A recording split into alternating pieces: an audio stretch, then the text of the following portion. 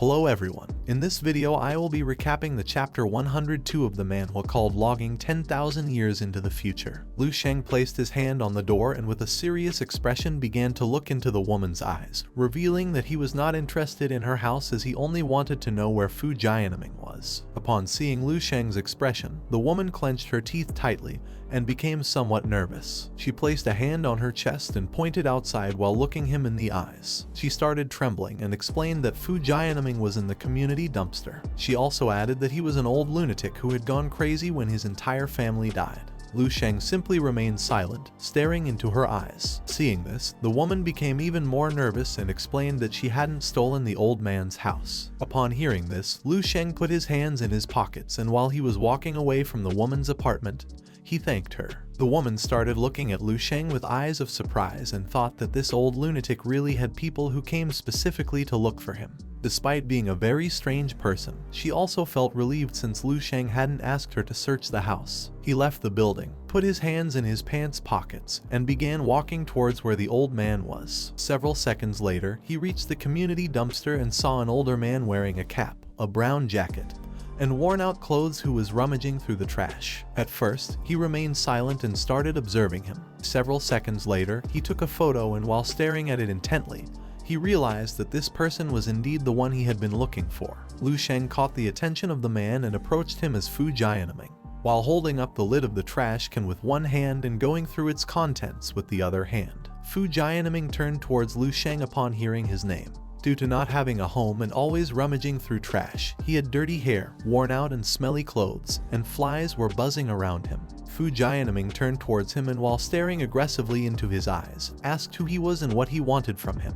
According to the photo that Lu Sheng had in his hand, he was a clean person who always wore elegant suits, completely opposite to how he looked now. Fu Jianming, a native of Feng City, had two daughters. The youngest daughter, Fu Zhu, caught the attention of Lion Jaibai's son and was kidnapped. After finding out, the eldest daughter, Fu Ying, went to Jidao's martial arts branch to seek information and never returned. A week later, the bodies of the two sisters were found in a river outside the city, and according to reports, their causes of death had been extremely tragic.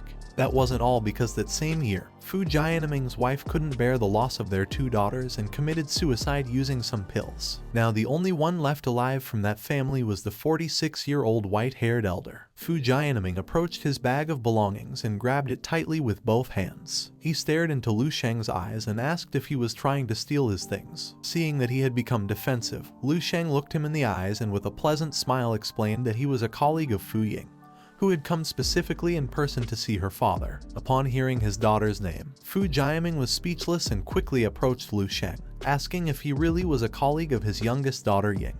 Upon seeing the expression on the old man's face, Lu Sheng looked him in the eyes and with a smile, replied affirmatively and also added that he had come here to help him. Jianming became aggressive as he thought Lu Sheng was lying. He stared into his eyes and explained that he had searched for all of little Ying's companions from childhood to adulthood. He also added that he clearly remembered each one of them, and Lu Sheng was none of them. He grabbed him by the collar forcefully and asked if he was lying to try to steal something.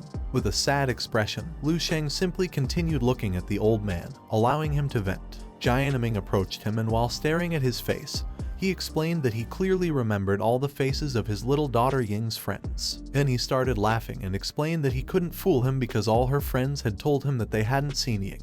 Upon remembering his daughter, Jianming began to lose composure as he couldn't believe that none of his friends had seen her. Lu Sheng placed a hand on his shoulder and apologized for lying to him. Upon hearing this, Jianming looked into his eyes and was surprised yet felt a sense of peace inside. Lu Sheng looked into his eyes and with a pleasant smile, he explained that he had actually come here to help him. Upon hearing this, Jianming couldn't believe that someone had come to help a person like him.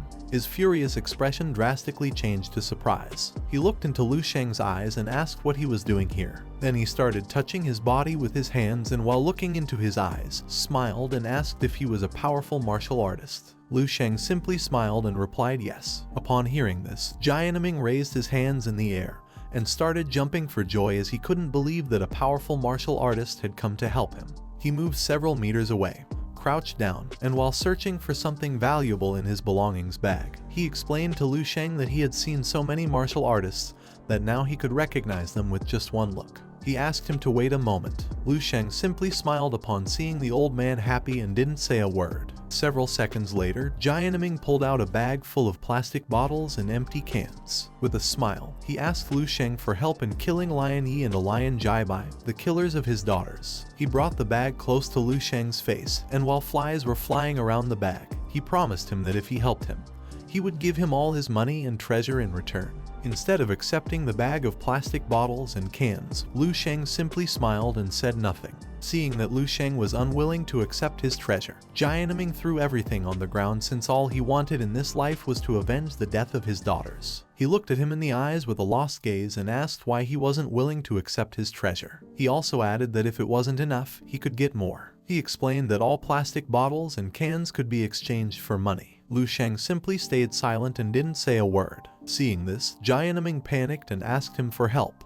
When he saw that the money wasn't enough, he promised to give his own life in exchange for his assistance. Seeing this, Lu Sheng remained silent and with a sad look, thought that he was truly willing to give his own life to avenge the death of his daughters. Upon seeing that Lu Sheng was silent, Jianming fell to his knees and while staring at the ground with a sad expression, he asked him to forget all of this since he knew he was not going to help him. While looking at the ground, he asked if Lu Sheng had come here only to mock him, and also if the Jidao Martial Academy had sent him to check if he was dead. With tears in his eyes, he clenched his teeth tightly and while staring into Lu Sheng's eyes, he promised that he would not die as he would live forever until the Lion family died. He didn't want to leave this world until he saw with his own eyes how each of his daughter's killers went to hell. Among the remains of cans and plastic and glass bottles, Lu Sheng found a photo. As he approached it, he saw that it was a picture of Fu Jianming and his family. After seeing the photo, he turned around and while holding the photo in his hand, he started walking away from him and promised that soon he would see the killers burn in hell. Upon hearing this, Jianming couldn't help but cry and feel happy at the same time.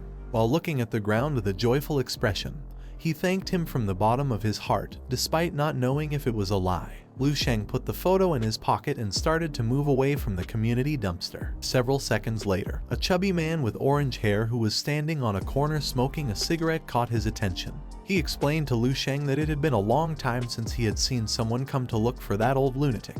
Upon hearing this, Lu Sheng slightly turned his head towards him. While his hands were in his pockets, he stopped walking and while staring into the man's eyes, he asked if there had been many people who had come to visit the old man in the past. The man explained that many people had come, but they had all come here to steal his money. He also added that Jianming had been desperately looking for people willing to help him avenge the death of his family. He also explained that Jianming would give money to anyone with some martial arts skills, but no one was willing to help him because they were up against the Jidao Academy. The man stared into Lu Sheng's eyes and as he put the cigarette in his mouth, he explained at the end that all of Jianming's belongings were lost, leading him to become crazy. Then his house was robbed, and now he could only live in a dumpster. At first, he had thought that Lu Sheng had come to steal money from him like the others, but upon seeing that he was a good person, he had decided to come and talk with him.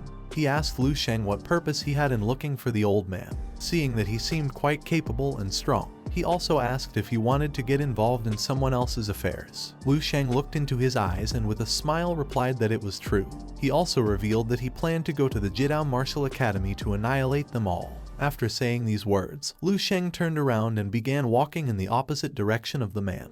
The man, upon hearing his words, was surprised and while sweating, started wondering who he was. At the same time in the building of the 7th Shenggu Academy, a man wearing a purple robe picked up his teacup and revealed to his companion that Lu Sheng had not gone to Ming City. A man with purple hair wearing stylish glasses and an elegant suit took the teacup in his hand, turned towards the robed man, and explained that this time Lu Sheng had taken on 2 missions, one AA and one AAA, both around the capital. The man wearing a robe began to bring the teacup closer to his mouth, and with an ominous look, he explained to his companion that Lu Sheng had already arrived in Ming City the night before. He also added that he could have stayed there first, but instead went to Nanping. He explained to him that Lu Sheng's objective was clear since he deliberately avoided Lin Yi and the second option given by the master, which was the true test to become a disciple of the martial saint. With a smile, the man explained that seeking good fortune and avoiding evil was part of human nature. The man in the suit placed the teacup on the table, turned around, and while staring intently at the man in the robe,